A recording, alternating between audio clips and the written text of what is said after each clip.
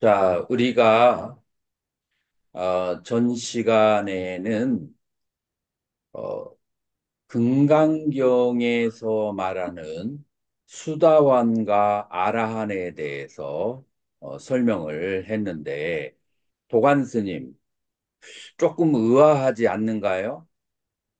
왜냐하면은 대승불교에서는 수다원과 아라한을 인정하지 않거나 낮추어 보는 것처럼 그렇게 일반적으로 얘기하는데 네, 금강경에서는 수다원이 이렇고 아라한이 이렇다라고 얘기하는 것을 봤을 때 네. 특별히 의아한 생각이 안 들었어요? 음, 잘 기억이 안 납니다. 그게 자체가. 향산 스님은 어때요?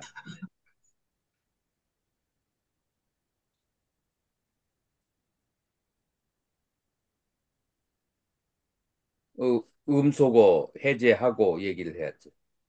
향산 스님.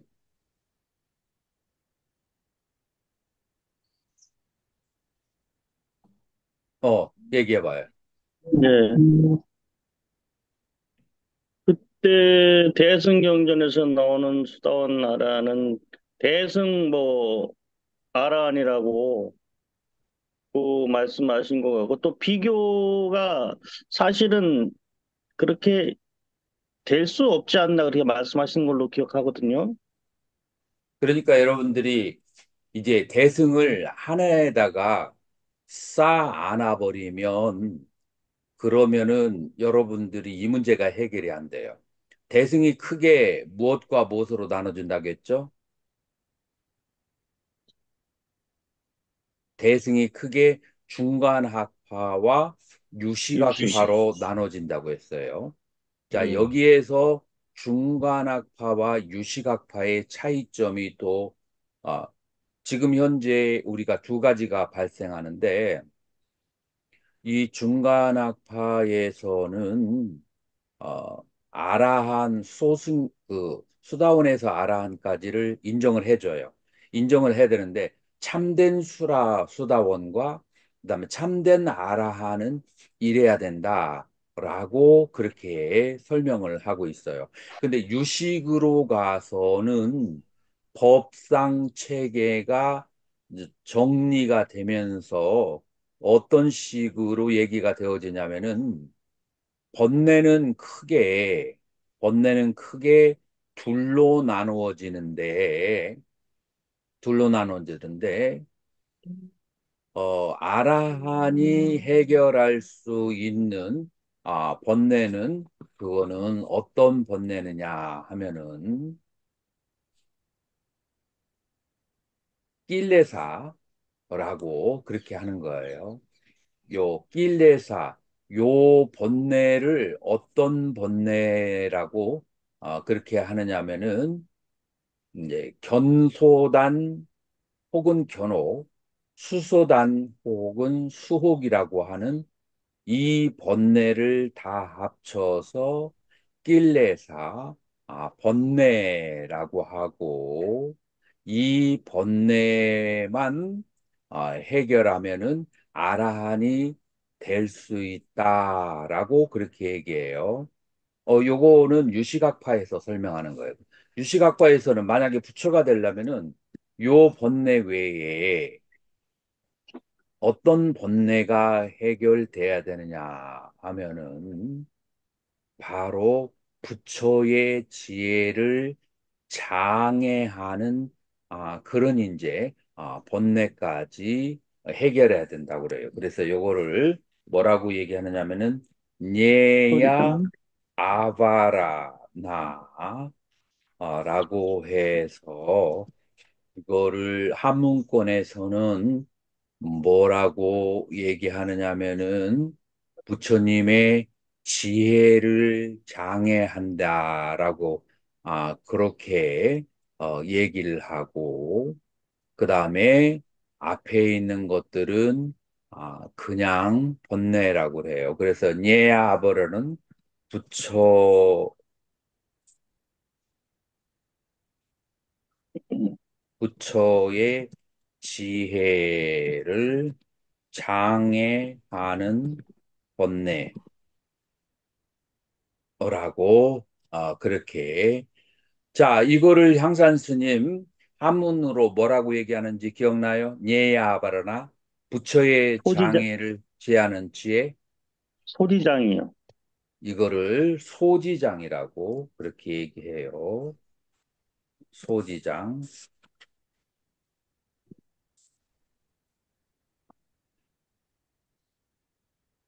자, 이 소지장이 어떻게 얘기가 되어지냐면은, 뭐를 소지장이라고 하느냐.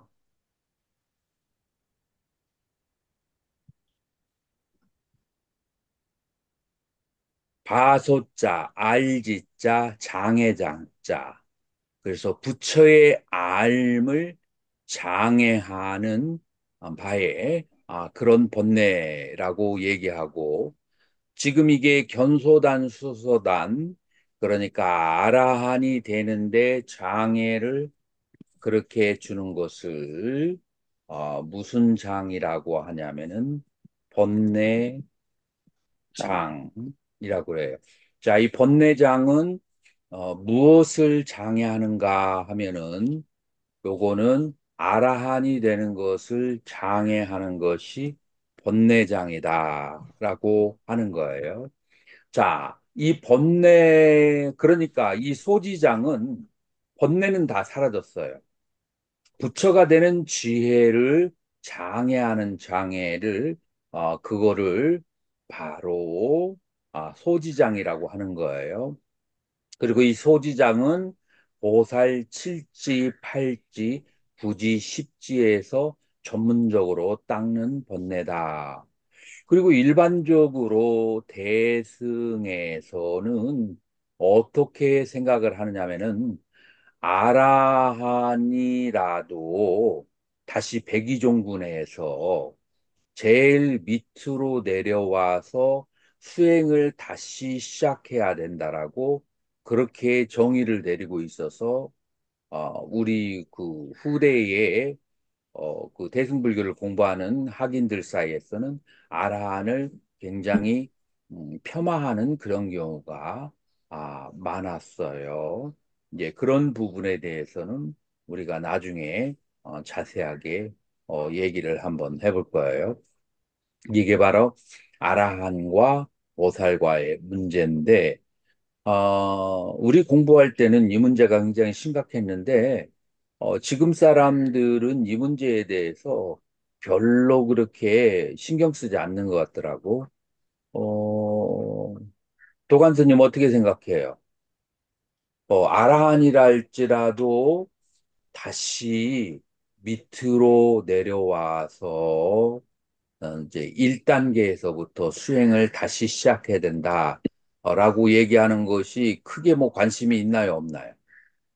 그럴 수도 있다고 생각합니다. 왜냐하면은 항상 부처님이 그 죽을 때까지 끝까지 정진하라 그렇게 이야기하신 것처럼 항상 아란이라도 초심을 잃을 수가 있으니까 그런 스님은 데서 그렇게 좀 생각한다, 이 말이죠. 서한 스님은 어떻게 예, 생각하세요?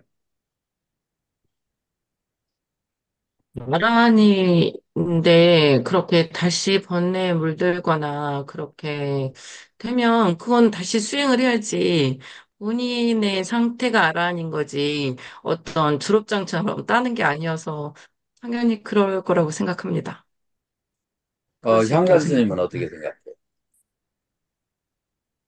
유식에서 부처님이 되는 것은 삼아승직업이 걸린다 했는데요. 음, 그러니까 나와 너, 나의 것, 결국 상대적 개념까지 이해하는 과정은 번뇌도 해결했지만은 거기에서 대지혜를 담는 실천적 과정이 필요하기 때문에 보살도를 닦아야지만 공생제도를 위해서 해야지만은 그 느낌과 감흥이 오지 않나 생각합니다. 그래서 대승에서는 그러면은 수행을 어떻게 얘기하냐면은 우리가 알고 있는 보살 십지 말고 자량이, 가행이, 그 다음에 통달이, 수습이, 다음에 부경이. 자, 이게 이제 유식에서 정리해 놓은 5가지의 수행법이고, 서리체계에서 얘기한 그런 수행 방법하고, 그 이름만 살짝 바꿨다라고 그렇게 말할 수가 있어요. 자, 그런데 아라한이 보살에게 비교해 봤을 때 부족한 것은 2가지가 있어요. 부족한 것 2가지가 있는데 뭐냐면은 첫 번째, 자량. 이 자량이라고 하는 여러 가지의 공덕을 쌓지 않았다는 거 하나가 있고, 2번째로는 뭐가 부족하냐면은 보살행이 부족하죠. 보살행이 부족하고, 그 다음에 또 다른 것을 얘기하라고 한다면 또 뭐가 있을까요? 뭐가 그 아란이 부족할까요? 방편이 없을 것 같습니다. 방편, 신통, 월, 역, 력, 그 다음에 지라고 하는 것이 부족하다. 아란이 객관적으로 없는 것이 이거예요. 자, 그래서 여기서 말하는 지는 뭐냐면은 음, 냐냐를 얘기해요. 여기서 말하는 지는 냐냐, 지혜지자를 얘기하는 거예요. 여기서 말하는 지혜지자예요. 자, 그리고 우리가 그 보살 육지에서 닦는 것이 뭐가 있죠? 자, 이게 이 방편이 칠지보살, 지혜, 혜. 자, 보살 육지에서 닦는 것은 해고, 십지에서 닦는 것은 지가 되는 거예요. 자, 이거 차이점이 뭐가 있을까요? 도관 스님, 해와 지의 차이점이 뭐예요?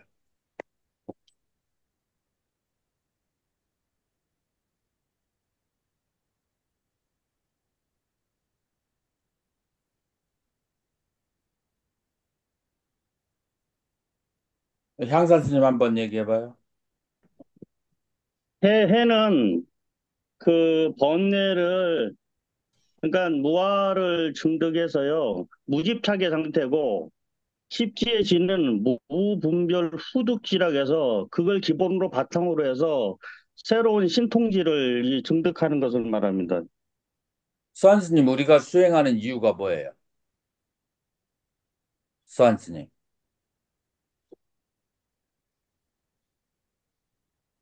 음, 번뇌, 번뇌 없고 근심 없는 본래의 상태에 그 상태로 돌아가는 거잖아요.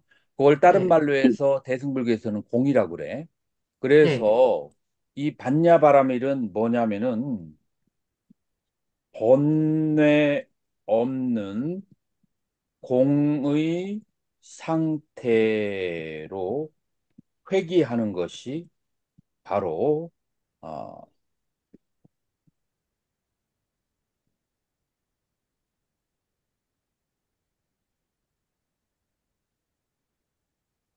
요게 바로 지혜라고 말할 수가 있어요. 자, 그러면 이 지혜와 그 다음에 해야와 그 다음에 지혜지자 도관스님 이 지는 그럼 무슨 상태겠어요? 해는 번뇌 없는 공의 상태라고 한다면 이 예. 지자는 무슨 상태겠어요? 궁극적인 깨달음을 얻은 지혜 같은 거 아닙니까? 신통지예요. 진통지혜.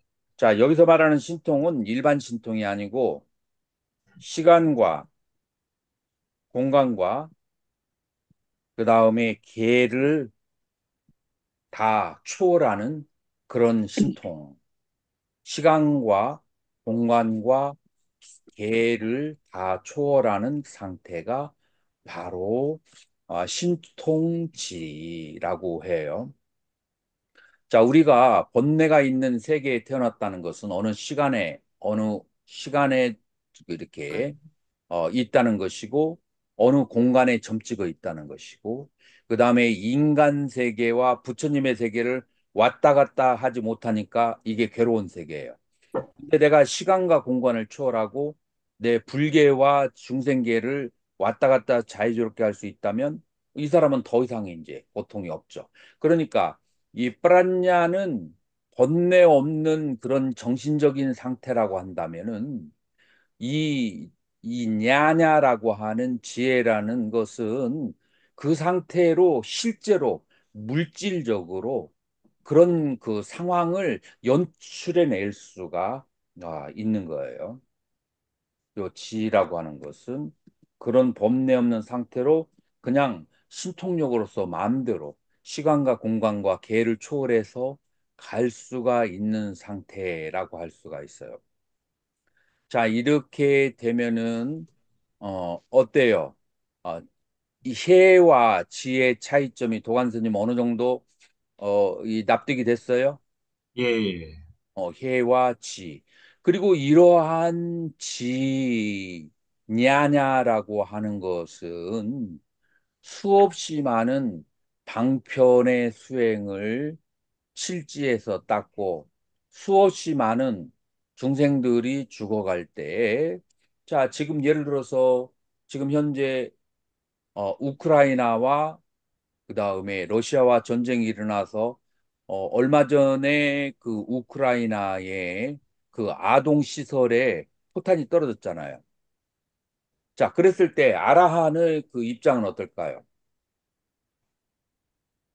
아라한의 입장은 그것 때문에 번뇌에 물들거나 괴롭거나 아니면은 그것을 위해서 뭔가 해결하기 위해서 노력을 도관스님 할까요, 안 할까요? 안 할 것 같습니다. 할 다 초월해야, 수도 있지만 예, 하지 않는다고 해서 아라한의 조건이 탈락이 되는 건 아니에요. 그런데 예, 보살을 수행하는 보살은, 사람은 예. 어떻게 해야 될까요? 그 우크라이나 뭔가를 해야죠. 도와주기 위해서. 최소한 자기가 가지고 있는 돈이라도 꼭 보내주고 어떻게 해서든지 그 중생을 위해서 도와주려고 하죠. 그래서 심리적인 자세가 이제 많이 다르고 이러한 그 원을 위해서 여러 가지 그 능력을 키우려고 그래. 예를 들어서 아라한이 한문, 영어, 중국어 이런 거 배울 필요가 있을까요? 없을까요? 없습니다. 예, 없어요. 보살은 그런데 그런 걸 배울 필요가 있어요? 없어요? 그런 것을 있습니다. 하나라도 더 많이 알아서 배워서 중생들에게 도움이 되게 하려고 하는 거예요. 그래서 이런 방편, 월, 역, 그다음에 자랑이 때 그 닦은 그 공덕 이런 것들이 다 합쳐서 냐냐라고 하는 그런 불지의 지혜에 이르게 한다. 이제 이러한 것들 때문에 아라한이라도 자량이라고 하는 첫 단계에서부터 닦아야 된다라는 것이지. 번뇌라고 하는 측면에서 다시 닦아야 된다고 유식에서는 말하는 건 아니에요.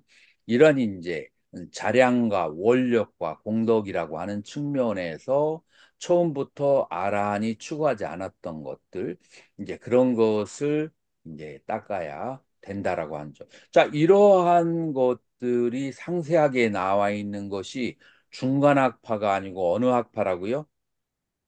유식학파에서 이런 사상이 정리되어 있다. 중간학파에서는 아직 이러한 사상이 정리되지가 않았어요. 다시 말해서 그래서 중간학파에서는 아직까지 초기 불교의 연장선이다. 그래서 초기 불교에서 말하는 수다원과 아라한을 인정하는 그런 선상에 있다. 그리고 중간학파가 일어난 시기가 바로 기원전 1세기에서 기원 후 2세기 전후 사이 아직 초기 불교의 그 영향이 완전히 떨어지지 않은 그 연장선상이 있고 그 다음에 유시각파는 기원 후 3세기, 4세기 이후에 일어났기 때문에 시간적으로 공간적으로 약간 많은 떨어진 것이 있다라고 하는 것을 알아야 돼요. 자, 그러면 이제 우리가 중간학교에서 말하는 그 수다원에서부터 아라한까지, 수다원부터 아라한까지. 지광스님, 광덕스님, 예. 음. 자, 수다원이 뭐가 되면은 수다원이라고 그 금강경에서는 얘기하고 있어요. 수다원은 유, 유신, 아니, 유신견하고 금강경에서, 그래서 금강경 9장에, 그공 아상이 떨어져야 됩니다. 아니, 그냥 잘 그대로 모르겠습니다. 책만 읽어봐요. 그대로. 9장에 어떻게 해야 수다원이 된다라고 얘기했죠. 금강경 9장에 이렇게 나와 있어요. 수보리야, 어찌 생각하는가? 스로따 아빤나, 그 수다원이라고 하는 것이 내가 나에 의해서 흐름에 들어갔다라고 하는 생각을 하겠는가? 라고 했을 때, 그렇지 않습니다. 라고 얘기했어요. 그 이유는 그가 어떠한 법에도 들어가지 너희사 바가방 깜짓 담마 아빤나 어떤 법에도 들어가지 않았다 라고 하는 것으로 설명을 하고 있어요. 자, 그래서 초기 불교의 수다원하고 그 다음에 이 중간학파에서 말하는 수다원하고 설명은 조금 달라요.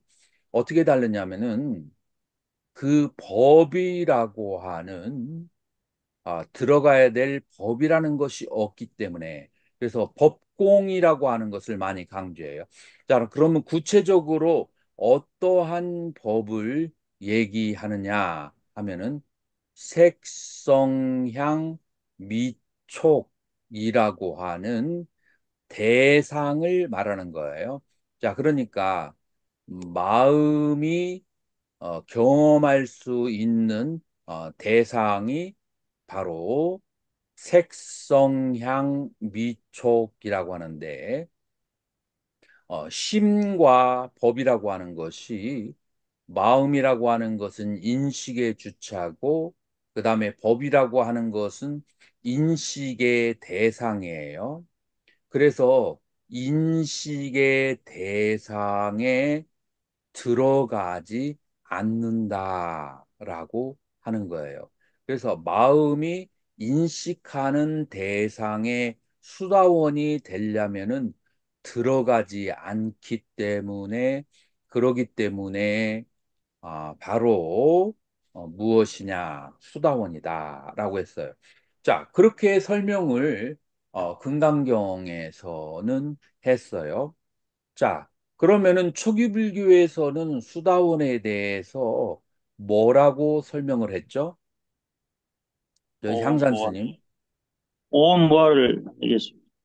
자, 그러면은 오온무화를 얘기하는 초기 불교의 수다원의 설명과 그 다음에 어, 들어갈 법이 없다. 수다원은 법에 들어가지 않는다라고 얘기하는 금강경의 수다원과 같을까요, 다를까요?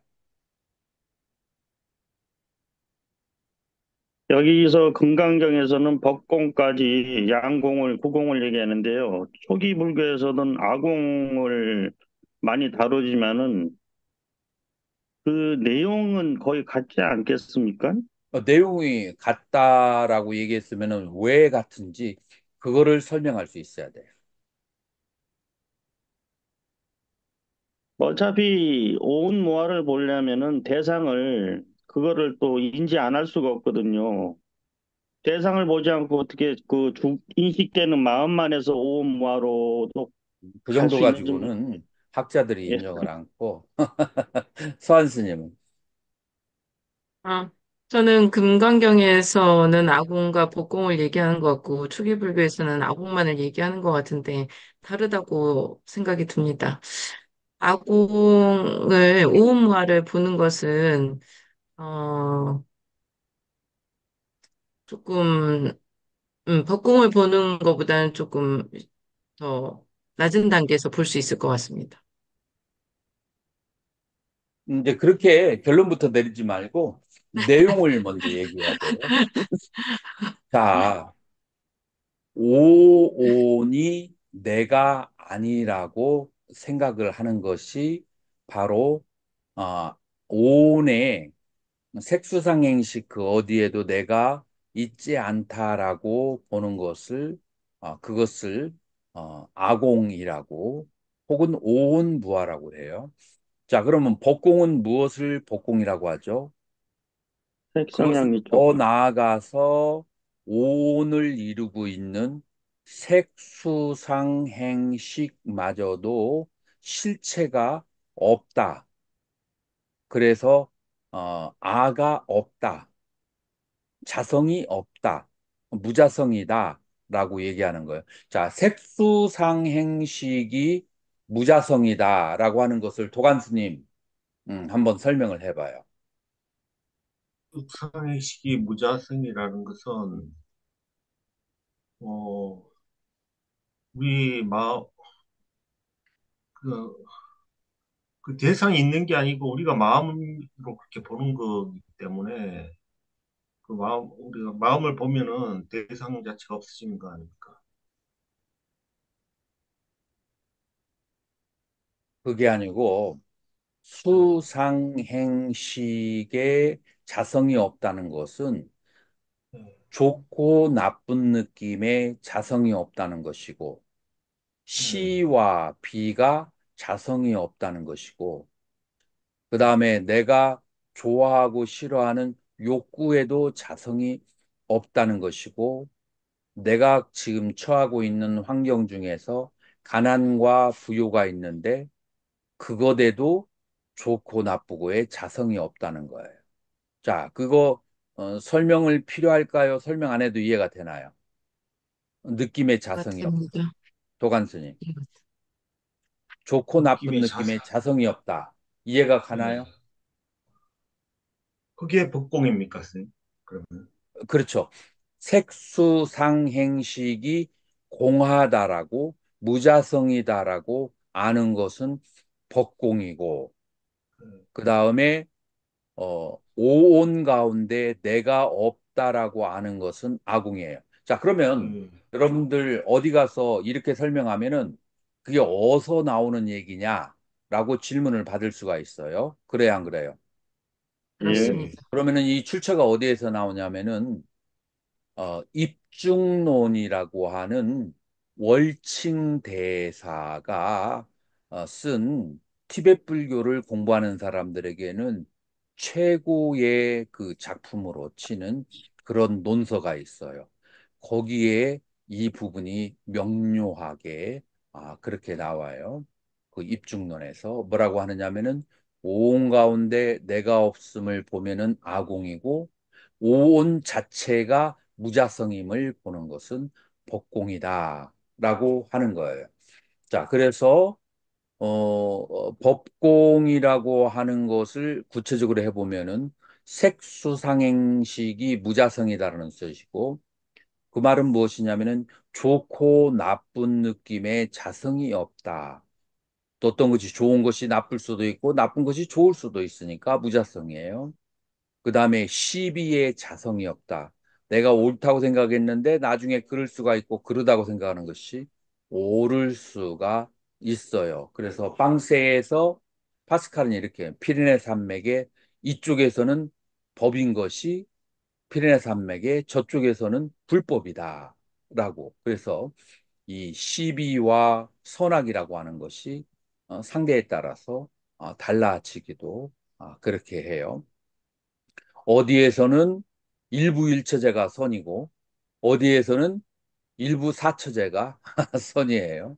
그래서 그 주어진 상황 속에서 선악은 계속 바꾸어지게 되는 거예요. 자, 그래서 이런 그 무자성을 법공이라고 하는 거예요. 그렇게 본다면 이 오온 자체에 자성이 없다는 것은 초기 경전에도 다 얘기가 되어지고 있어요.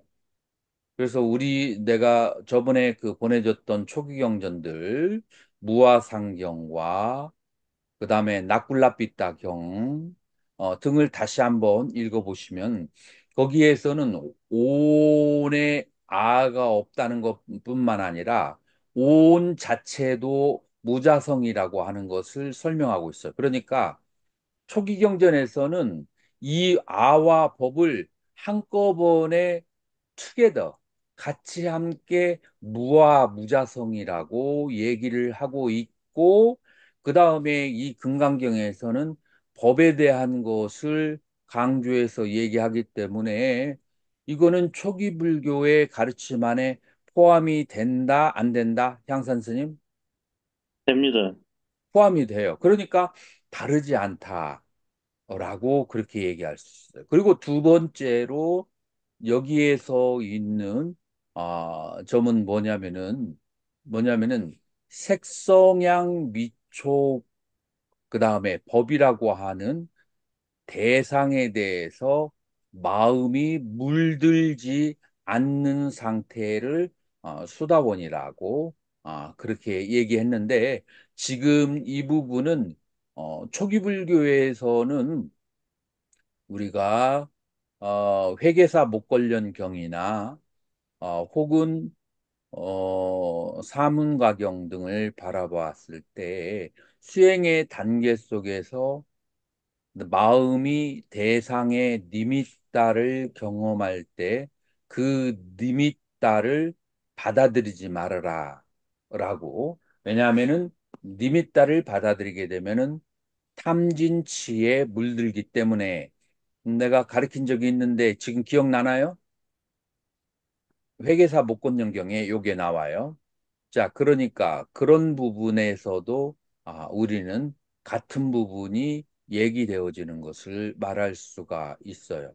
그래서 여기에서 우리가 무엇을 말할 수가 있냐면 초기 이 금강경에서 말하는 법공이라고 하는 것은 초기 불교의 오온무아라고 하는 것에 인클루션, 포함 관계에 있는 것이고 아공과 법공 중에서 법을 더 강조했다 이뿐이지 초기 불교에서 말하는 오온무아하고 여기에서 말하는 법공이라고 하는 것이 다르지가 않다라고 하는 것을 그렇게 이해를 해야만 해요.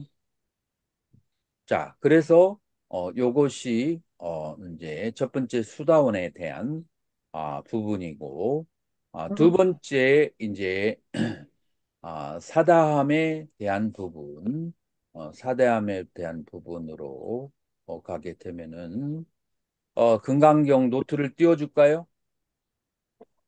예, 알았어요.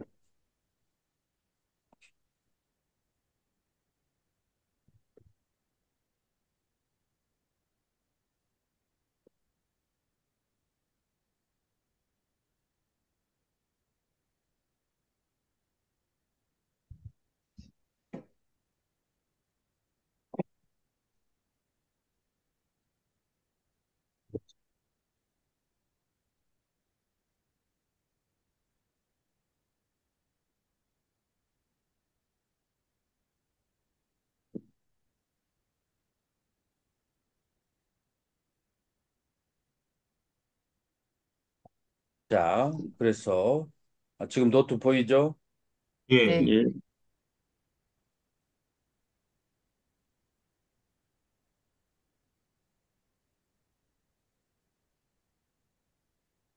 예, 수다원은 이제 아까 했고, 두 번째로는 수보리어 어, 일렉과 사그르다 아가민이라고 얘기했죠. 아가민은 오다, 끄르다가 once 한 번만 돌아온다.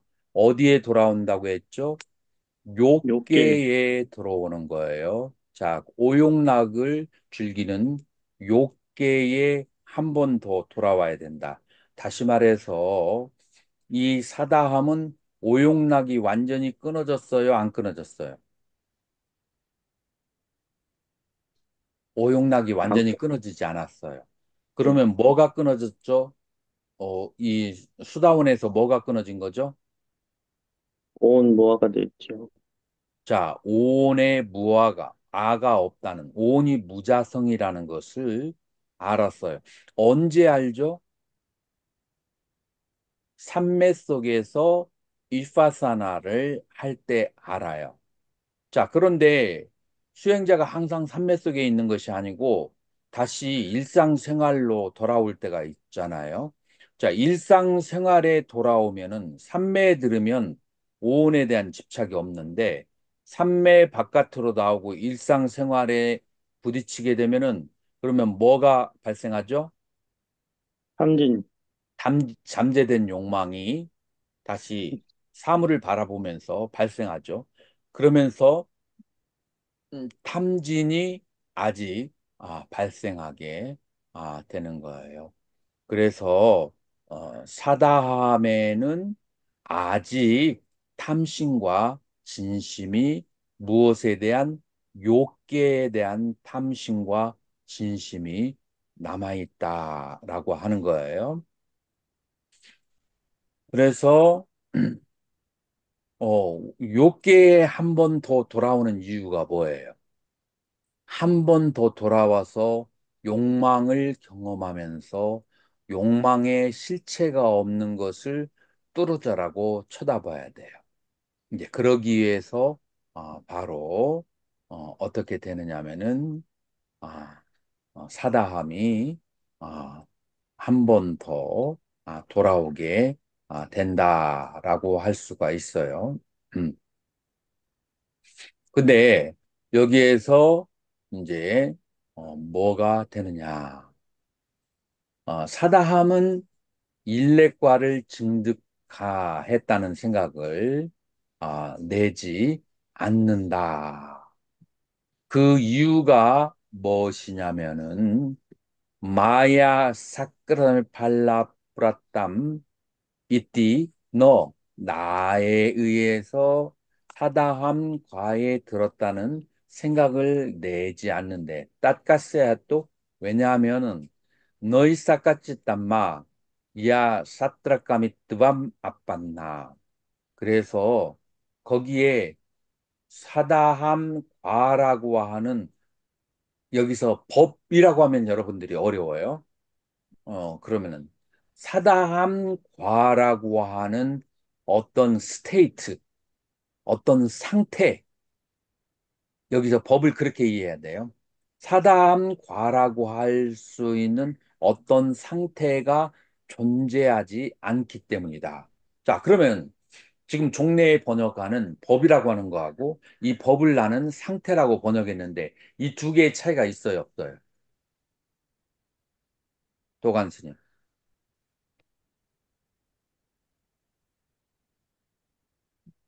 사다함과라고 하는 법이 없기 때문에 사다함과에 들어갈 수가 없다와 사다함과라는 어떤 상태가 실체가 없으므로 사다함과에 들어갈 수가 없다.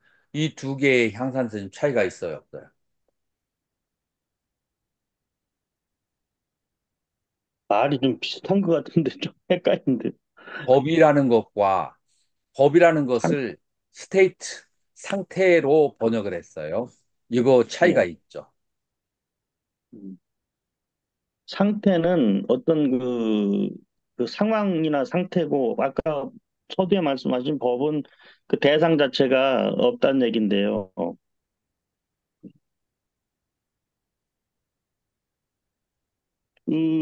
공성의 입장에서 보면은 이 맥락은 같이 볼 수 없지 않나요? 같이 봐야 되는 거 아닙니까? 같은 여기 맥락이죠.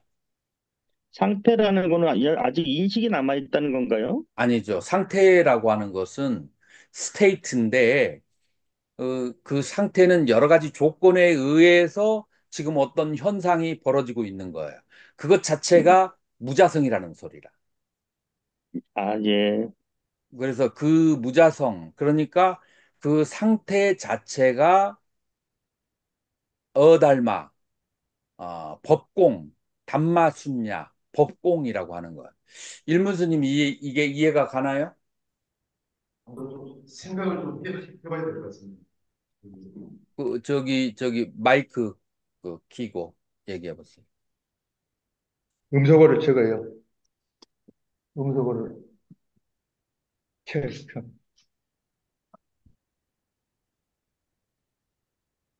그거 음소거 제거하면 놔두세요. 그 광덕스님하고 하우링이 될 수가 있어. 광덕스님 어떻게 생각하세요? 이해 갑니다. 왜그 조건멸이기 때문에 음, 그 법, 법의 실체가 없다는 거야.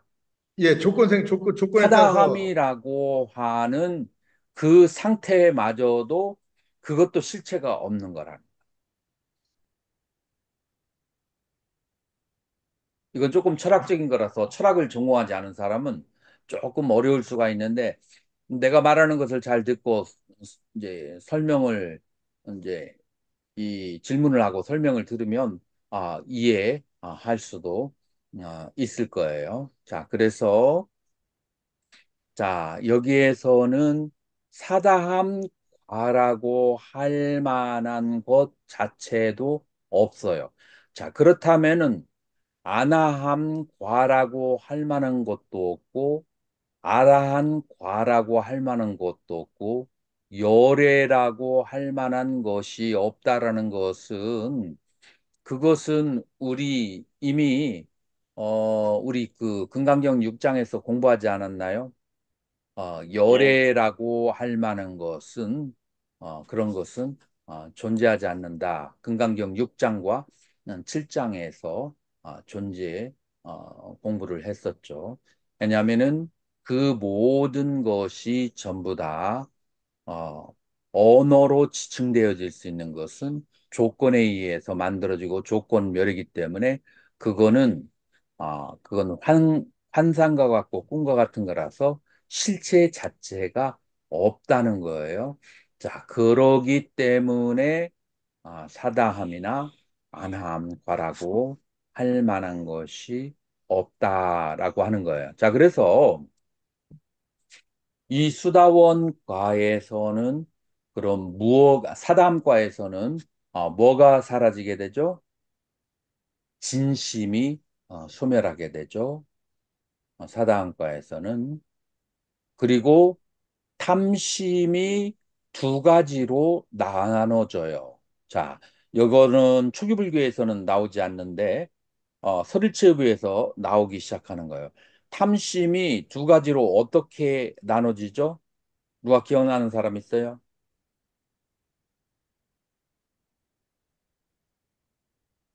욕계의 탐심과 상계의 탐심으로 나눠진다. 자, 여기에서 도간 스님, 상계는 어디를 말하는 거예요? 예, 욕계 그 위에 상계가 뭐가 있어요? 새끼, 새끼, 천상계,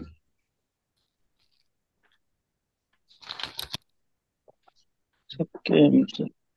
색계, 부색계, 새끼, 색계, 부색계. 그래서 사다함에게는 어떤 번뇌가 사라졌어요?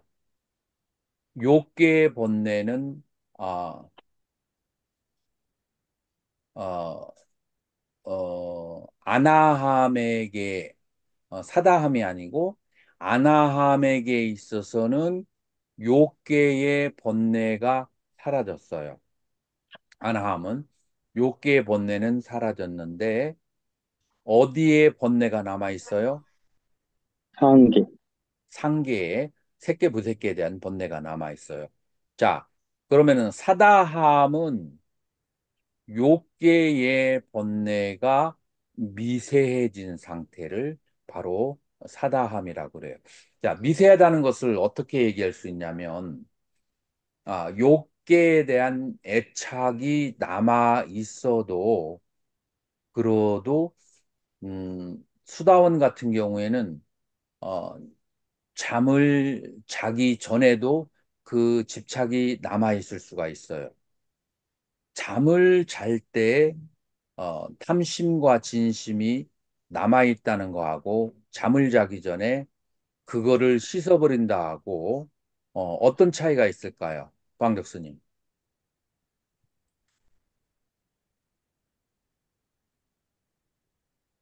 잘 모르겠습니다. 잠을 잘 때 씻어지지 않으면은 그것이 씨앗으로 남아있게 돼서 씨앗이 남아있게 되면은 그러면은 무엇을 일으키죠? 싹 잠재 아래석에 들어가서 이제 잠재 번뇌를 일으킵니다. 다음 생으로. 다음 생의 윤회 원인이 돼요. 이제 그런데 이 그 사다함이 된 사람은 번뇌가 일어났어도 잠을 자기 전에는 그 탐심과 진심이 이제 해체가 되는 이제 그런 상태가 오죠. 요게 이제 수다원과 사다함의 차이점이다라고 그렇게 말할 수가 있어요.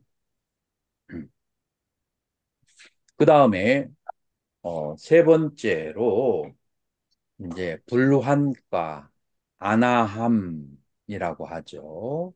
그래서 아나함에 대해서 어떻게 이제 수보리아 어, 아나함이 불안과를 증득했다는 생각을 내겠는가? 라고 그렇게 했을 때 수부리가 대답하기를 그렇지 않습니다. 불안이라고 하는 생각을 내지 않습니다. 무슨 이유냐면은 다시 돌아오지 않는 자라는 그 상태가 없기 때문입니다.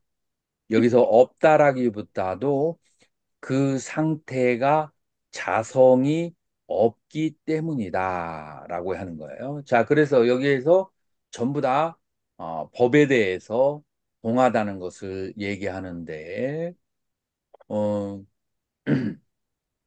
초기경전에서는 오온 자체가 공하다는 것을 얘기를 하는데 여기에서는 오온 자체뿐만이 아니고 우리 인간이 생각할 수 있는 어떤 성스러운 개념, 성스러운 이치, 그것 자체마저도 무자성이고 실체가 없다.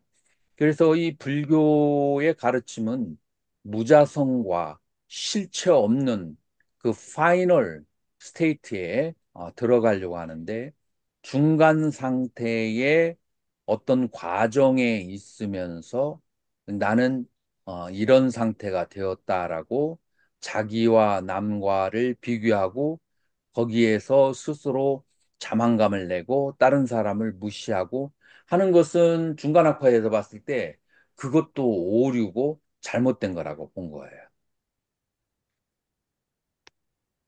그리고 그것은 그 당시에 중간학파가 나왔을 때 그 당시 사회 속에서 그러한 일이 있어요. 지금도 승려들이나 제가자인들 가운데에서 그런 법상이 있는 사람이 있을까요, 없을까요? 많이 있습니다. 있습니다. 지금 현재에도 그런 사람이 있어요. 그렇기 때문에 그 당시에는 더 심했을 수가 있었죠. 자, 그래서 지금 마음에 집착이 있는 그 모든 것을 다 버리도록 하는 이제 그런 가르침이다라고 할 수 있어요. 자, 그러면 조간스님 예, 여기에서도 이제 원문을 보면 마야 아나가미 팔람 뿌랍담 내가 아나함 과를 얻었다라는 생각을 내지 않는다. 땄가스였다. 왜냐하면은 너희 사카스짓담마 그 어떠한 법도 요 아나가미 뜨밤 이 그 아나함의 상태에 들어간다라고 할 만한 어떠한 법도 없기 때문이다. 이거를 스님의 언어로 설명을 해봐요.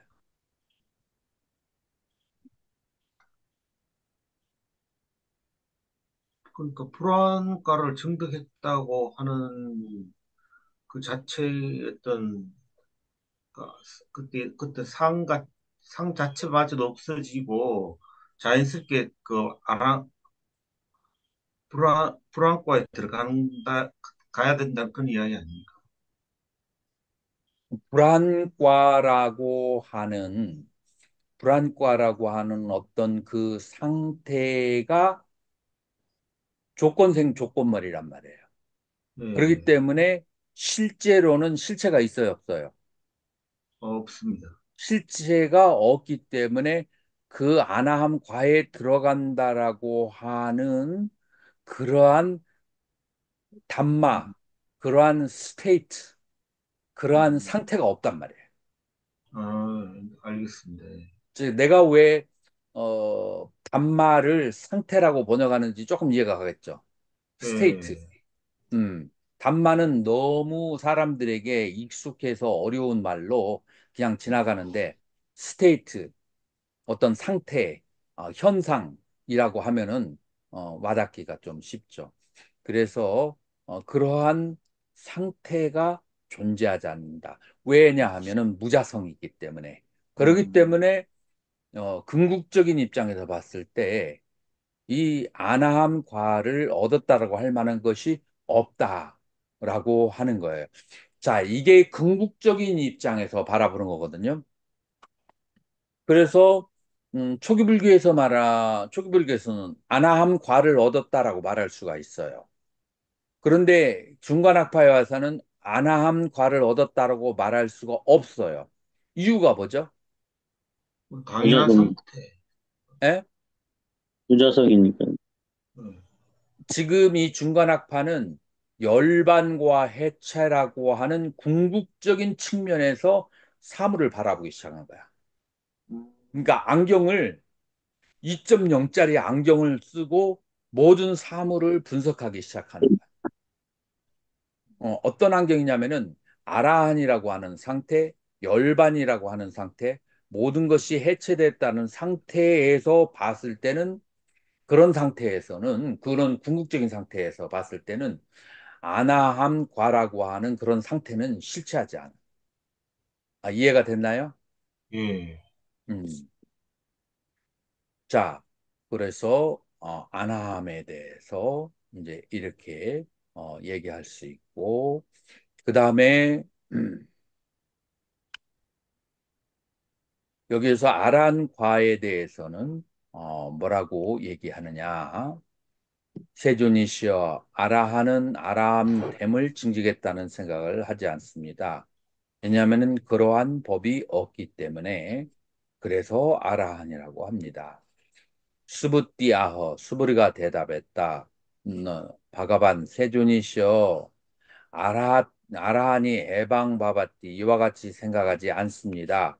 마야 아라뚜밤 나에 의해서 아라한이라고 하는 상태를 프랍담 얻었다라고 따까세트 왜냐하면 나이사 바가반 세존이셔 가스짓담마 어떠한 법도 요 아라한 나마 아라한이라고 이름할 만한 것이 없기 때문입니다. 자, 여기에서도 뭐를 말하냐면은 아라한이라고 하는 상태가 실체하지 않는다. 무자성이기 때문에.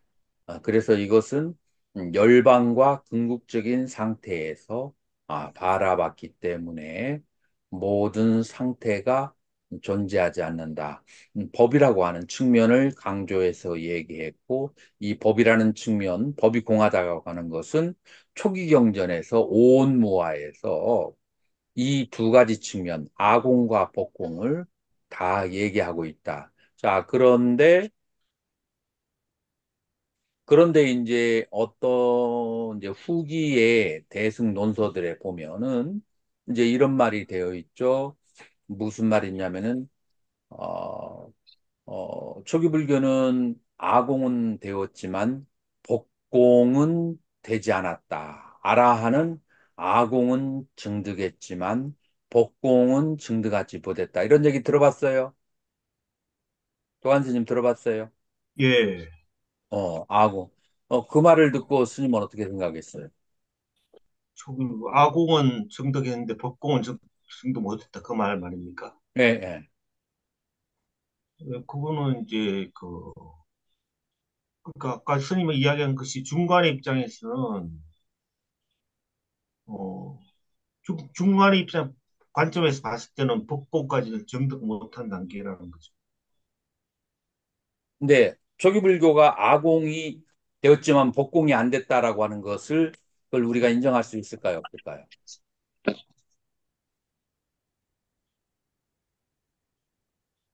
인정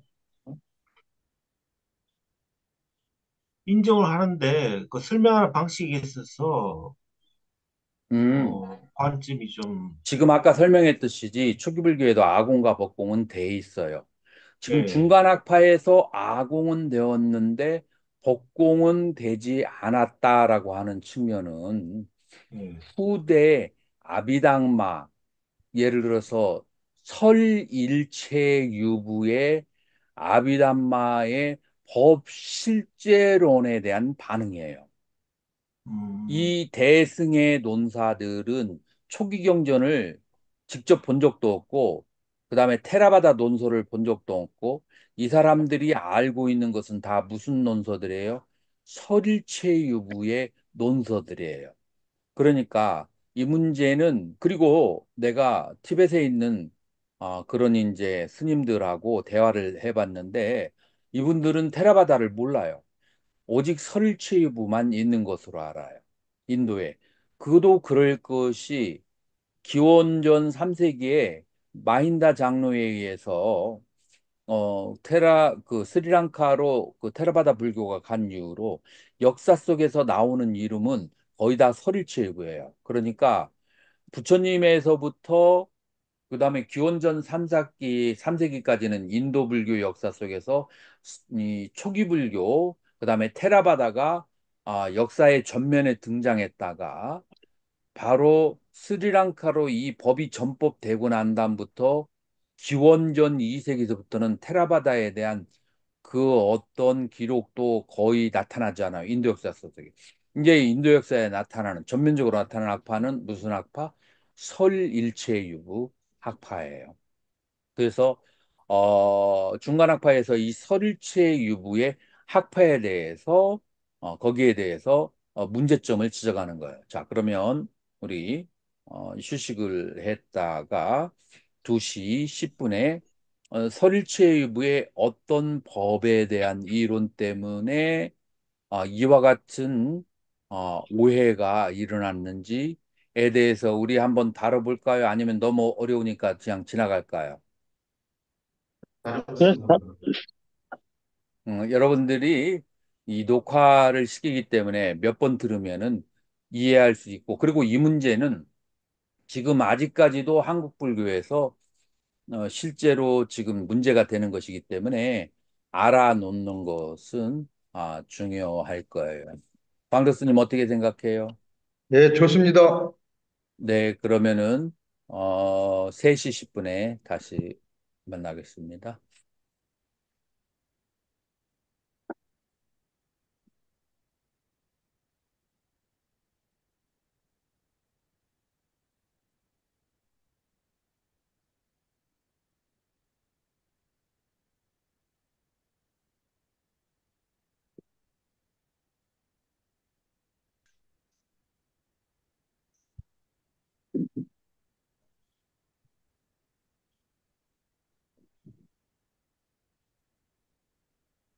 그러니까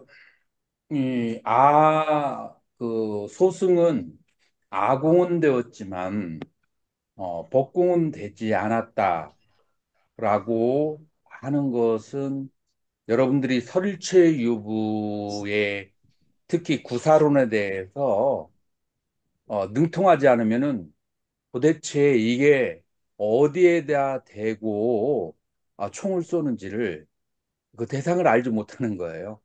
그래서 수없이 많은 이제 오해가 이제 서로가 발생하는 거죠. 결국은 법이 공하지 않다. 법에 대해서 집착을 한다. 라고 하는 것은 결국은 설일체 유부의 3세 시류라고 하는 그런 이제 법사상에서 비롯된다라고 하는 거예요. 그러니까 3세 시류라고 하는 것은 여기 3세 시류 보이나요? 예, 예. 요게 이제 바로 설일체유부에서 얘기하는 3세 시류의 사상이에요. 자, 그러면 3세 과거, 현재, 미래에 실제로 존재한다. 무엇이? 사르바담마. 모든 법이, 일체 법이 3세에 존재한다. 실체한다. 라고 그렇게 얘기하는 것이죠. 사르바칼라 아스티타. 라고 그렇게 얘기하는 거예요. 자, 그러면은 우리가 이제 문장을 하나하나 풀어 본다면 3세라고 하는 것은 과거, 현재, 미래라고 하는 거 이해가 하죠. 그 다음에 법체, 항유라고 그렇게 얘기를 돼요. 자, 그래서 3세에 이 법체가 사르바 달마가 항상 존재한다. 라고 하는 거예요. 여기서 말하는 법체는 뭐냐면은 법의 실체가, 법의 실체가 항상 존재한다. 이제 그렇게 되는 거예요. 자, 그러면은, 향산 스님, 여기서 예. 말하는 법은 무슨 법을 말할까요?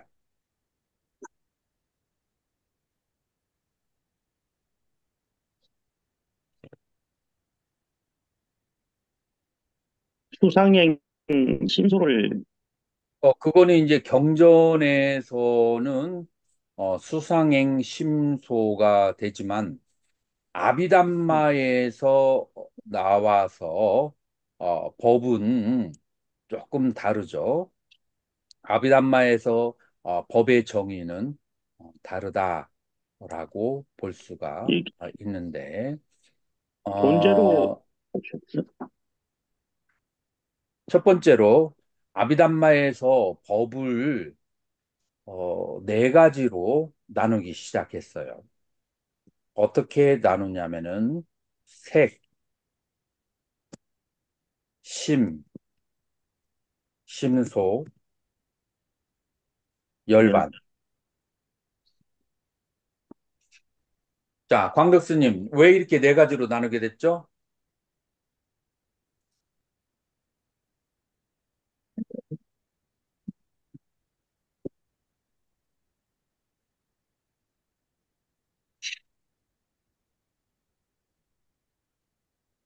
오,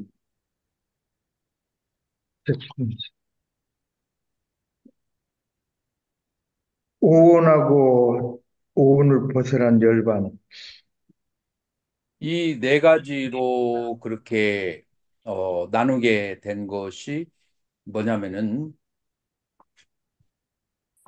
그냥 우리가 열반에 들어가려고 한다면 열반에 들어갈 수 있는 공부 주제가 필요하다라고 볼 수가 있어요. 그 열반에 들어갈 수 있는 공부 주제가 뭐죠?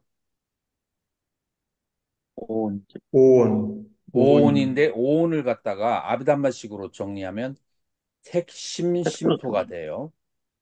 색심심소. 자, 그러면은 색은 오온 가운데 뭐를 말하죠? 색, 색. 어, 그 다음에 여기서 심은 오온 가운데 식, 뭐를 말하죠? 식, 식. 그 다음에 심소는 수상행, 수상행이에요. 자, 초기 불교에서는 이제 간단해요. 자, 그래서 색, 심, 심소를 어떻게 한다고요? 윗바사나 해서 혹은 사띠 하고 그다음에 윗바사나를 해서 무상, 고, 무아를 터득하고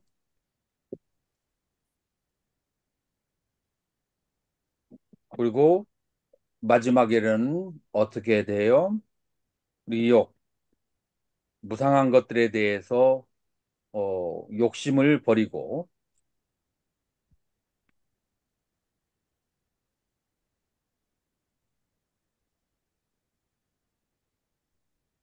무상한 것들에 대해서 리욕, 욕심을 버리고 그래서 무엇을 얻는다? 해탈을 얻는다.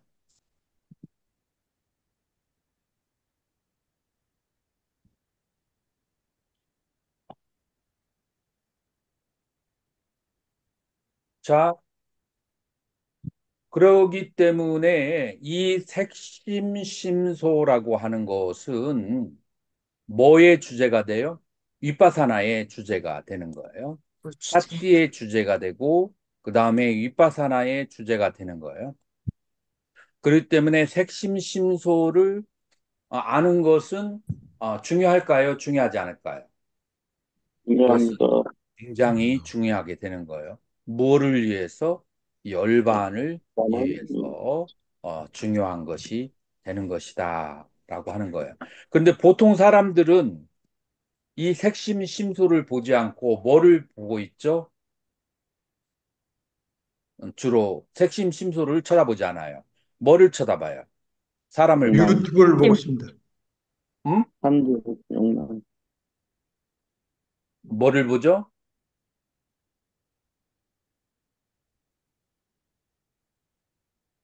감각적 욕망. 바깥 개념, 대상 전개를. 개념을 바라보고 있어요. 이 색심심소와 그 색심심소가 뭉쳐진 개념, 개념을 바라보고 있다. 그 개념은 주로 뭐냐면은 나,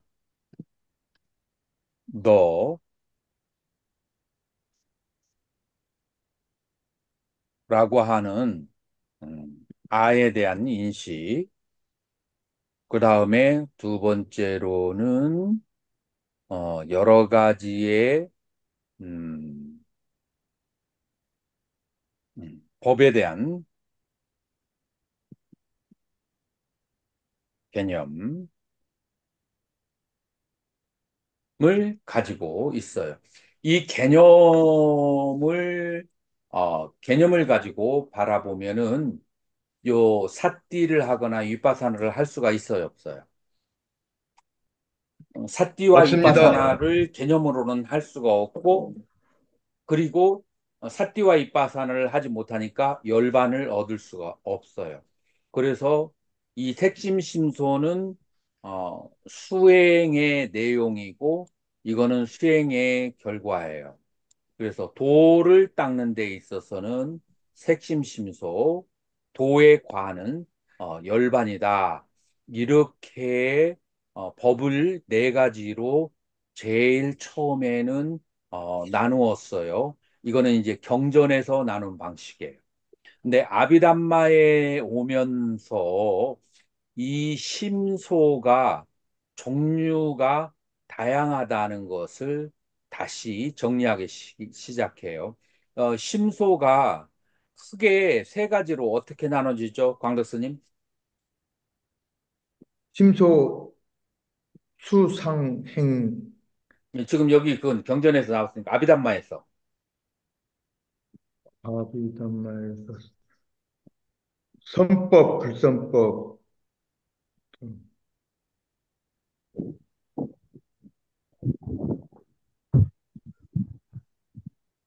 자, 이거, 어, 친숙한가요? 광덕스님. 아니, 도관스님. 요 말 예, 들어봤어요?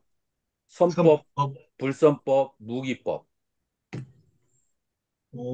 들어본 것 같은데 그거 잘 그래서 모르겠습니다. 심소라고 하는 것을 쉽게 생각하면은 the activity or manifestation, 작용 혹은 현상, 마음의 그 작용의 상태라고 얘기하면 돼요.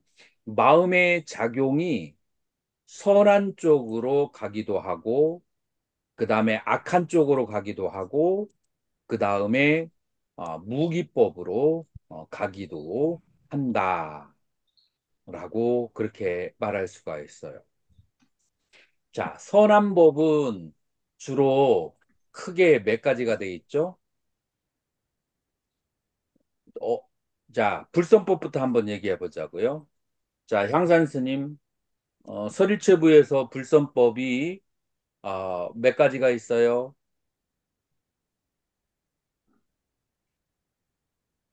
그 횟수가 갑자기 기억이 잘 안 납니다. 뭐, 저기 잘 나지 않아도 돼요. 뭐, 자, 뭐 시박으로부터 십선, 그 작게는 그렇지만 그 대번내, 수번내, 음, 삼진치,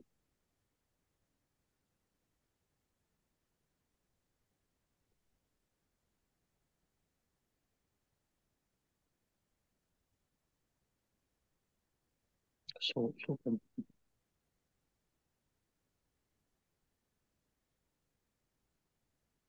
뭐, 이제 이런 식으로 이어지는데, 일단, 초기 불교의 아비담마가, 여러분들이 이해하기가 쉬워요. 그래서 먼저 초기 불교의 아비달마를 이해하고, 그 다음에 설일체입으로 숫자만 조금 다르다라고 그렇게 생각하면 돼요.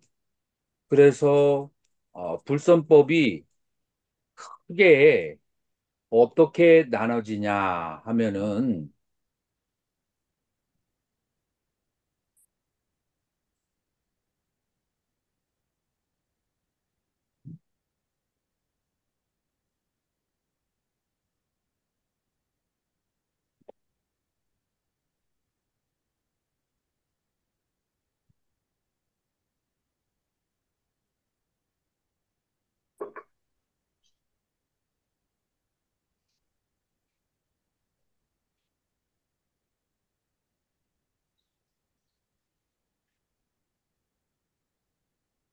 어히리, 아노따빠.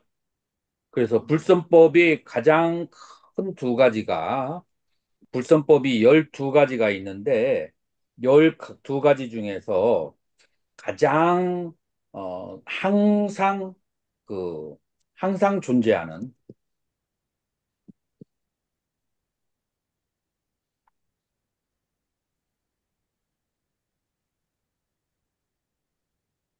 불선법이 있을 때 항상 같이 존재하는 거 그게 아히리 아노따빠.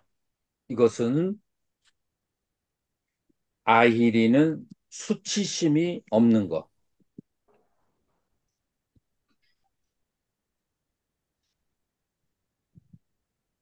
아노따빠는 뭐냐면은 세상의 비판을 두려워하지 않는 요 두 가지가 모든 불선법, 악한 법하고 같이 존재하는 거예요. 남이 뭐라고 하든지 전혀 관계없이 내 식대로 나가겠다. 그 다음에 안으로 양심이 수치심이라는 것을 알지 못해. 요 두 가지가 있으면은 항상 불선법이 발생하는데, 요렇게 해서 두 가지가 되는 거예요. 요렇게 두 가지가 되고, 그 다음에 나머지는 열 가지가 있죠. 열 가지는 탐심과 함께하는 번뇌. 그래서 탐심과 함께하는 거 네 가지. 그 다음에 진심과 함께하는 네 가지. 그 다음에 치심과 함께하는 두 가지.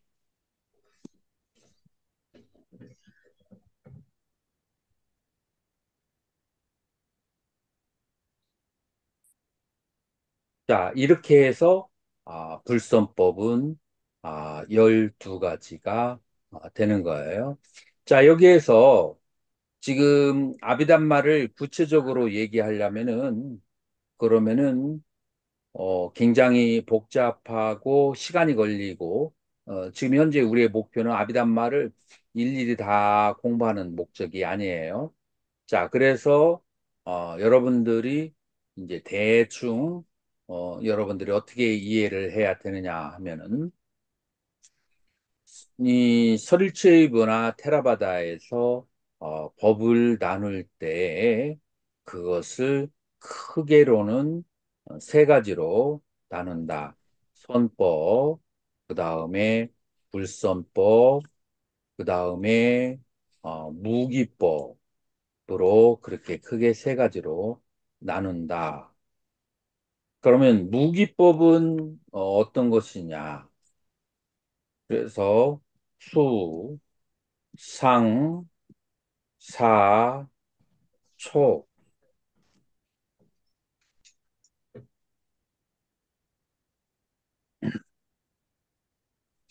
네, 이런 이제 생각들은 왜 무기냐면은 선악 어느 곳에도 갈 수 있기 때문에 무기이고 그 다음에 두 번째로는 왜 무기이냐면은 이 상태 자체로는 선악이라고 할 수 없기 때문에 그러기 때문에 무기다라고 얘기할 수 있어요.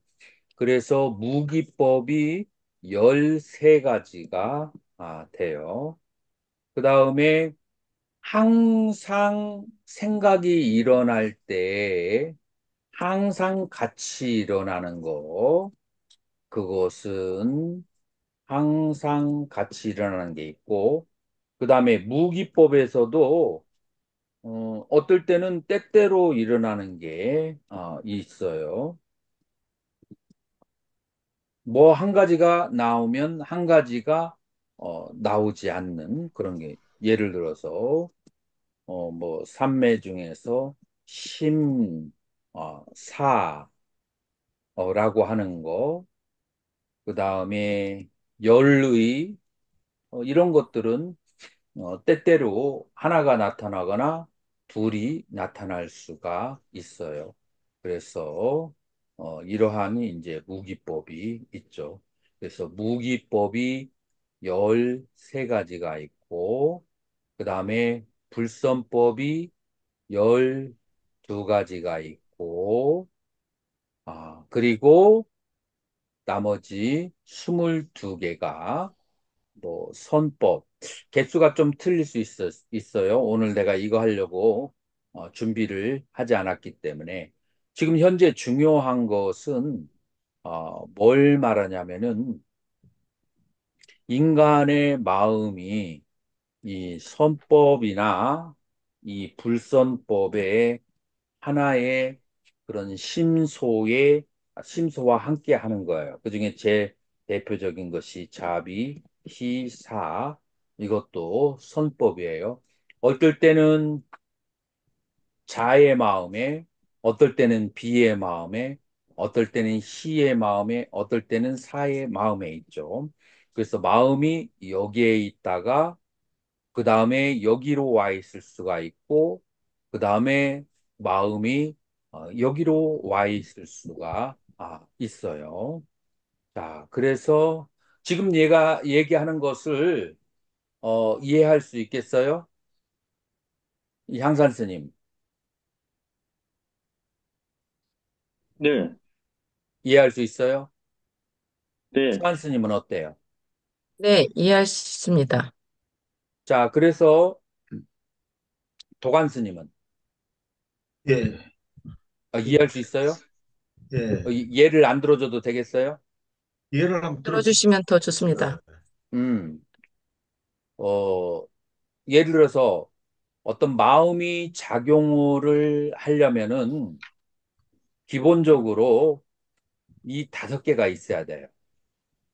마음이 작용할 느낌과 생각과 의도와 촉과 그다음에 의지, 이런 것들이 항상 같이 일어나야 돼요. 자, 이 무기의 마음, 이거는 선악 어디에도 들어가잖아요. 요거는 나쁜 짓 할 때도 이 마음이 있어야 되고, 이 심소가 있어야 되고, 좋은 짓 할 때도 이 심소가 있어야 된다. 자, 여기까지 이해가 가나요? 예, 그래서 마음이 작용할 때 요건 항상 있어야 돼요. 자, 그러다가 마음이 선한 쪽으로 갈 때가 있어요. 어, confession, 자비스러운 마음이 들기도 하다가, 그러다가 어쩌다가 마음은 어디로 갈 수 있느냐면은 남이 너무 나보다 늦게 왔는데 공부를 나보다 너무 잘해. 그러면은 무슨 마음이 생겨요? 질투. 질투가 생길 수 있죠. 그런데 공부만 잘하는 게 아니라 인기가 좋아. 그러면 또 뭐가 생기죠? 시기심이 생겨. 그런데 알고 보니까 대화를 나눠보니까 이 스님이 어렸을 때부터 아주 뭐라고 할까 어려운 삶을 많이 살아왔고 그 다음에 가난한 집에서 태어나고 너무 고통스럽게 살아가지고 마음에 상처가 많다. 그러면은 무슨 마음이 생겨요? 그걸 연민이죠. 들었을 때 연민. 자비스러운 마음이 네, 생겨요. 근데 이 스님이 요거를 다 극복을 했어. 그러면은 기뻐하는 마음이 생겨. 자, 이런 식으로 그 마음은 거울처럼 하나인데 그 마음의 작용이 선한 마음의 작용이 있고 그 다음에 악한 마음의 작용이 있어요. 어떨 때는 수치심을 가지고 있어. 어떨 때는 또 비판을 두려워해. 그래서 저 스님은 쫌생이 같으다. 너무 막 그냥 시시콜콜한 것을 너무 생각하고 자기 의사를 생각하지 못한다. 그럴 수도 있어요. 이제 이런 식으로 선악의 마음이 일어나는 거예요. 자, 여기에서 문제가 되는 것은 뭐냐면 내가 계율을 지켰어. 자, 예를 들어서 출가를 했는데 자기 인생에서 단 한 번도 보지 못한 이상형의 이성을 만났어. 그러면 이제 이런 생각이 들 수 있어요. 이번 생은 공부 접어버리고 재밌고 행복하게 살다가 다음 생에 공부해야지 라는 생각을 할 수도 있고 아니야. 아무리 이상형의 사람이 내가 만났지만 그러나 공부를 해서 빨리 내가 해탈을 해야 돼. 라고 생각을 할 수가 있어요. 자, 그런 과정 속에서 내가 나의 이상형을 포기하고 그리고서는 공부하는 데 매진을 했어. 계율을 지키고 그 다음에 선정을 닦았어요. 자, 계율을 지키고 선정을 닦았는데 내가 죽음의 순간이 왔을 때 아니면 10년 지났을 때 내가 그렇게 계율 지키고 열심히 산 것이 나에게 도움이 될까요? 안 될까요? 도움이 됩니다. 누가 항상 선생님? How do you know? 예? 어떻게 알아요? 도움이 될지 안 될지. 내가 지금 실수 한번 그, 딱 한 번 저질러 버리면은 과거의 10년 동안 아무리 잘 써도 다 그냥 사라지는 거 아닌가요? 계율을 지키고 선종을 닦았다는 걸 다 인식을 하고 한 거 아닙니까? 그것이 좋다는 거라고. 자, 그것을 논리적으로 과거에 공부했던 것이 나의 다음 생에 어떠한 도움이 될지, 내가 내 양심을 속이고, 그 다음에 신도들을 만나서 나쁜 짓을 하고, 그 다음에 여러 가지 신도들에게 많은 시주를 받고, 그 다음에 공부도 열심히 하지 않고, 편안한 삶을 살기 위해서, 그래서 얼굴 생긴 것만 믿고, 출가해가지고, 그렇게 많은 저기를 지었다. 자, 죽은 다음에 그 악업이 다음 생으로 이전된다는 것을 어떻게 알죠, 우리가?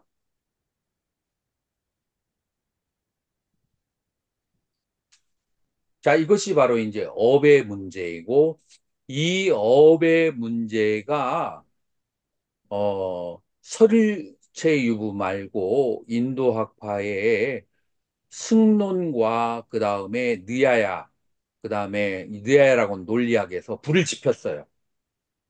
이 업설이 다음 생으로 어떻게 넘어가는가를 불을 지필 때, 그다음 기원전 1세기에 2세기에 테라바다 학파가 인도에 있다고 했어요, 없다고 했어요?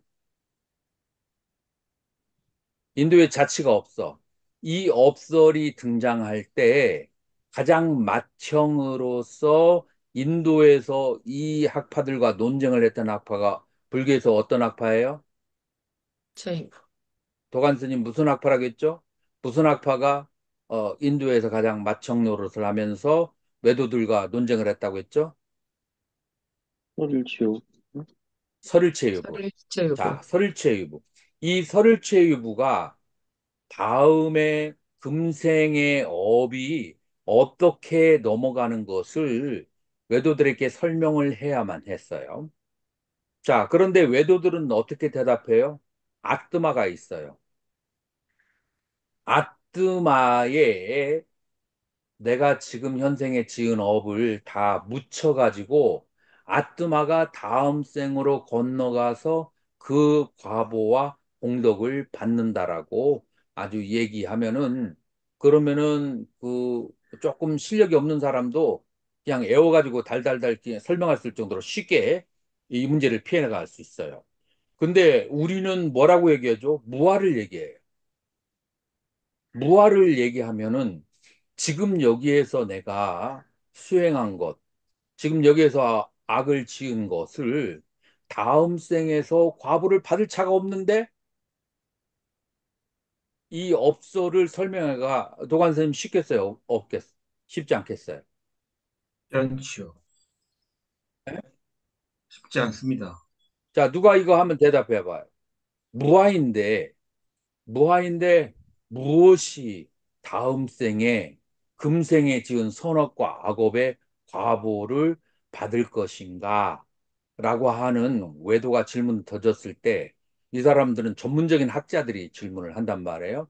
그러면 인도 사회에서는 전문적인 학자들이 대답을 해서 이기거나 지거나 둘 중에 하고, 만약에 그 대답에서 지면은 그 종교는 그냥 가라앉기, 침몰하게 되는 거예요. 거기서 이기게 되면은 그 종교가 이제 엄청 이제 발달이 되면서 다른 종교가 이 조금 이제 내려앉기 시작하고, 이것이 바로 인도의 종교의 특징이에요. 자, 이럴 때 설일체부는 맏형으로 남아 있으면서 이 문제에 대해서 대답을 해야 돼요. 그래서 무아를 얘기하기 때문에 법이라고 하는 것이, 자, 여기에서 법이라고 하는 것을 오위 75법이라고 설치의부에서는 얘기해요. 여기에다가 신불상행 하나까지 해서 이 법들이 금생에서 내생에서 내생에서 후생으로 넘어간다. 그래서 이 법들이라고 하는 것은, 법들이라는 것은 항상 존재한다.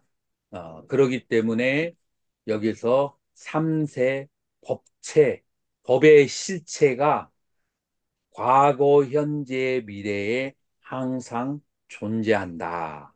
라고 하는 그런 이름이 나오는 거예요. 그래서 내가 지금 현재의 어떤 선행을 닦으면은 그 선행을 닦았던 그 공덕이 그 공덕이 지금 현재 나와 부딪혀 있는 상태, 뿌랍디, 득, 어둠이 있는 상태. 여러분들 반야신경에서 뭐 득에 대해서 반야신경에서 나오죠. 어느 부분에서 득에 대해서 나오죠?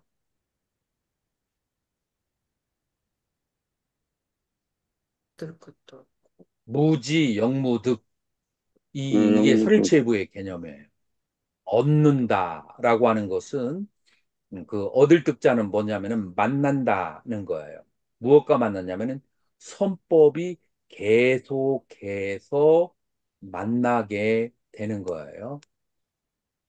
선법을 계속해서 만나서 그 선법이 바로 다음 생에도 계속해서 연결되어져서 그것이 나에게 경험시켜준다라고 하는 거예요.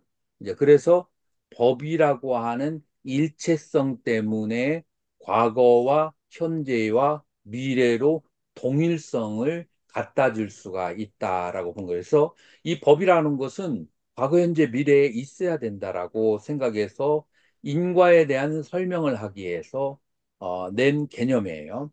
자, 그런데 다른 학파에서 나중에 설치부가 개발해놓은 이 법의 개념을 좀 더 쉽게 설명했어요. 지금 이 법에 대해서 중간학파에 두드려 맞았기 때문에 법 실체론을 얘기하지 않고 무슨 설이 나오기 시작하죠? 유식하고 경량부에서는 무슨 설을 얘기하죠? 경량부에서는 와사나, 훈습이라는 말을 해. 그 훈습이, 선업이 훈습이 되고 악업이 훈습이 된다. 그 다음에 유식에서는 위자, 씨앗으로 남는다. 그래서 잠재의식의 개념이 발생해요. 도관스님, 잠재의식 개념이 왜 발생하겠어요? 초기불교에서 나오지 않는데 잠재의식의 개념이 왜 여기에서 유식학파에서 나왔겠어요? 잠재의식이 씨앗이 잠재의식의 선과 악업의 씨앗이 잠재의식에 간직되었다가 그것이 내생으로 연결되어진다. 라고 하는 그런 측면에서의 이것도 업의 그 띠어리를 설명하기 위해서 이 씨앗, 위자 띠어리가 나온 거예요. 그래서 훈수, 씨앗, 이것이 전부 다 업의 문제인데 훈수과 씨앗은 크게 문제가 되지 않아요. 그리고 요거는 주로 이제 대승 쪽에서 이제 발행한 개념인데 처음에는 여기에서 이 법의 득과 비득이라는 개념으로 설치해부는 설명을 하려고 했고 그렇게 논리적으로 설명을 하면서 유파 철학과 논쟁을 해서 지지 않을 수는 있었는데 결국 법 실체론이라고 하는 개념이 용수보살과 중간학파에 걸려가지고 소승은 아공은 알지만 법공은 모른다. 법에 대한 집착이 있다. 법이 실체가 있다라고 한다. 라고 얘기하는 거예요. 자, 여기에서 여러분들이 어떻게 이해해야 되냐면은 이것을 테라바다에서 초기불교에서 이런 말 한 적 있어요, 없어요? 이런 말 했어요, 안 했어요? 이런 말 한 적 없어. 설일체유부에서 후대에서 업설을 설명하기 위해서 법 실체론을 얘기한 거예요. 그러니까 이 법의 실체론이라고 하는 것은 부처님이나 초기의 아라한들에게 테라바다의 아라한들에게 이 문제가 발생해요, 안 해요, 도관스님? 발생합니다. 발생 안 해. 이 테라바다나 초기불교에서는 이런 말을 한 적이 없어. 법 실체를 얘기한 적이 없어. 어느 음, 학파에서 이걸 얘기했다고요? 허일체유부 설일체육은 기원전 몇 세기에서 발달됐어요? 1세기, 기원전 2세기? 2세기. 2세기. 세계. 기원전 2세기에서 발달돼서 그리고 기원 후 2세기 정도에 4차 결집이 일어나면서 협존자를 이시로 한 700명의 아라한들이 모여서 저술한 책이 바로 마하비바사 사스트라 대비바사론이에요. 자, 그래서 이제 기원전 2세기 이후부터는 역사의 전면에 드러나는 것은 설치부의 사상이고 설치부가 이 법의 실체론을 통해서 업소를 해석하려고 했지만 이것은 테라바다나 혹은 초기 불교에서 부처님이 말한 거예요, 말하지 않은 거예요. 말하지 않은 거예요. 그러니까 이 문제는 설체유부와 그 다음에 중간학파의 그런 그 논리적인 문제이지 이 문제는 테라바다와 초기 불교의 전반적인 문제는 아니다, 기다, 광덕스님? 아니다. 아니다. 아니에요. 그래서 이거는 그 하나의 학파하고 관련되어 있는 문제지. 이거를 싸잡아가지고 초기 불교나 남방 불교 전체를 싸잡아가지고 소승은 아공은 됐지만 법공은 되지 않았다라고 하는 것은 그거는 바른 말이에요. 바르지 않은 말이에요. 다르지 않은 말입니다. 그거는 저는 바르지 않은 말이에요. 자, 지금 내 얘기가 들리나요?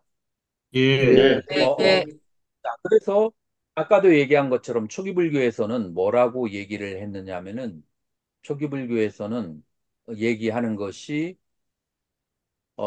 무아상경이나 다른 여러 가지의 그 경전을 보았을 때 오온 안에 내가 없다라고만 얘기했을 뿐만 아니라 오온 자체도 자성이 없다, 실체가 없다라고 얘기하기 때문에 아공과 복공을 동시에 이 초기 불교에서는 얘기하고 있기 때문에 중간학파의 본질과 초기 불교의 본질은 다르다, 다르지 않다? 같다. 다르지 않다. 다르지 않다라고 여러분들이 그렇게 이해를 하면 돼요. 자, 그래서 오늘 이 얘기는 조금 철학적이고 어려운 얘기일 수 있는데 요거 잘 정리하면 여러분들이 한 몇 번은 듣는 것이 필요할 거예요. 자, 그렇게 해서 이 부분을 잘 정리해서 여러분들 중에서 논문을 쓸 사람 중에서 지금 이 부분을 가지고 논문을 쓸 수 있어요. 무엇이냐면은 어, 초기 불교와 대승불교의 아공과 법공에 대한 비교 연구 이런 주제로 여러분들이 쓸 수 있으니까 자 그렇게 이해를 하시면 될 것 같아요. 자 질문 있으면 질문 받겠습니다.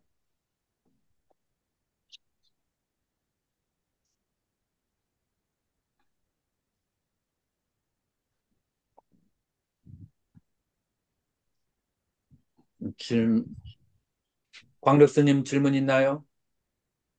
질문 없습니다. 광덕스님 저기가 너무 어둡게 나와.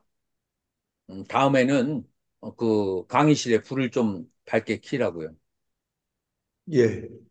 음. 자, 그러면 오늘 공부는 이것으로 마치도록 하겠습니다. 감사합니다.